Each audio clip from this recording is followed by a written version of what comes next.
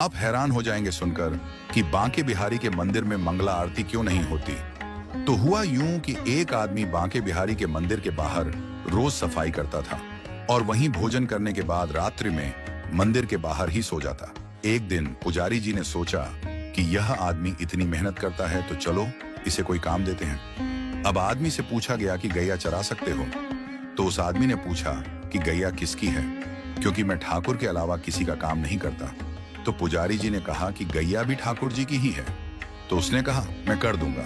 तो पुजारी जी ने कहा कि तुम कल से गैया लेकर जाना और तुम्हें भोजन भी वहां जंगल में ही मिल जाएगा। अगले दिन वो गैया लेकर गया और गैया चराने लगा। रोजाना उसके पास दोपहर में खाने के समय पर भोजन पहुंच जाता था।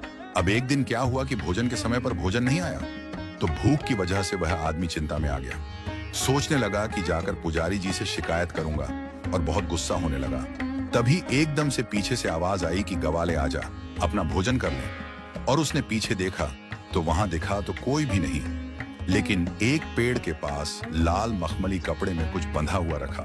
वह गवाला वहां गया और जाकर देखा कि वहां तो भोजन रखा हुआ है। उसने उस कपड़े को खोला तो देखा कि 56 भोग तरह तरह का भोजन उस मखमली कपड़े में रखा हुआ था। तो गवाले ने सोचा कि आज भोजन बहुत ज्यादा बना है, तो बनाने में थोड़ा समय लग गया होगा, इसलिए देरी हो गई। लेकिन फिर भी उसने कहा कि आज कोई आदमी दिखाई नहीं दे रहा है जो भोजन लेकर आया। तो कहीं ऐसा तो नहीं कि ठाकुर जी खुद ही भोजन लेकर आए हों। क्योंकि वह कृष्ण का इतना अनन्य भक्ता था तो उसे विश्वास था कि कृष्ण कभी भी उसके पास आ सकते हैं। उसने आराम से भोजन किया और वो लाल कपड़े में सारे बर्तन बांध करके शाम को पुजारी जी के पास पहुंचा और जाकर बोलता है, पुजारी जी आज आपका कोई आदमी भोजन देने नहीं आया। मुझे लगता है कि आज ठाकुर जी खुद भोजन देने आए। पुजारी जी बोले कि आज तो भोजन बना ही नहीं, क्योंकि आज तो एकादशी का दिन है, आज तो व्रत है सबका। और पुजारी जी ने देखा उसके हाथ में लाल मखमली कपड़े में जो बर्तन है वो वही बर्तन है जिसमें रोज ठाकुर जी का भोग लगता है। तो पुजारी जी ने पूछा कि कोई भी तुम्हें भोजन देने नहीं आया। आदमी बोला नहीं, मुझे तो एक आवाज आई थी, ग्वाले भोजन कर ले।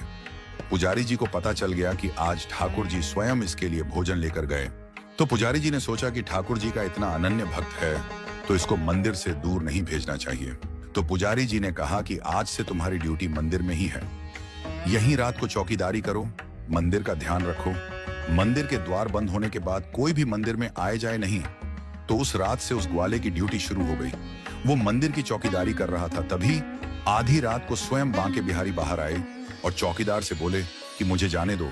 उस ग्वाले ने ठाकुर को रोक लिया। तो ठाकुर जी ने पूछा, भाई मुझे क्यों रोक रहा है, मुझे तो जाने दे। ग्वाला बोला, नहीं, मुझे पुजारी जी ने बोला है कि यहाँ से कोई भी आए जाए नहीं, तो आप भी अंदर जाइए और यह आराम का समय है तो आराम कीजिए। ठाकुर जी ने कहा, भैया मुझे तो निधिवन जाना है, ये तो सदियों से मैं जाता आ रहा हूं। अब क्योंकि ठाकुर जी तो छलिया थे तो ठाकुर जी ने ग्वाले को मोह लिया और उसे बोला कि अच्छा ऐसा करो कि तुम मेरे साथ चलो और कुछ समय वहां रहकर वापस आ जाएंगे। जब मैं यहां नहीं होऊंगा तो तुम चौकीदारी किसकी करोगे। अब वह मान गया और ठाकुर जी के साथ चल दिया। ठाकुर जी निधिवन के अंदर चले गए और वह निधिवन के बाहर बैठा गया। सुबह होने से कुछ समय पहले ठाकुर जी निधिवन के बाहर आए और ठाकुर जी ग्वाले के साथ वापस मंदिर आ गए। अब ठाकुर जी मंदिर के अंदर चले गए और यह बाहर पहरा देने लगा। तभी कुछ ही देर बाद पुजारी जी कुछ लोगों के साथ वहां मंगला आरती के लिए अंदर जाने लगे। तो ग्वाले ने पुजारी जी को अंदर जाने से रोक दिया। तो पुजारी जी ने कहा, क्यों।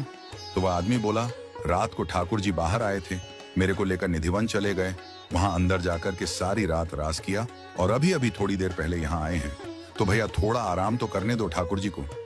पुजारी जी ने सोचा कि ठाकुर जी इसका भोजन लेकर आए थे और ये कह रहा है कि कल रात को ठाकुर जी आए थे, तो इसकी बात माननी पड़ेगी। यकीन मानिएगा दोस्तों, पुजारी जी सब लोगों के साथ वहीं बैठ गए और सुबह हो गई। और जब धूप निकल आई तब ग्वाले ने बोला कि अब आप जाकर पूजा कर सकते हो। तब से लेकर आज तक कभी बांके बिहारी के मंदिर में मंगला आरती नहीं होती और केवल साल में सिर्फ एक दिन मंगला आरती होती है और वह दिन है जन्माष्टमी का दिन।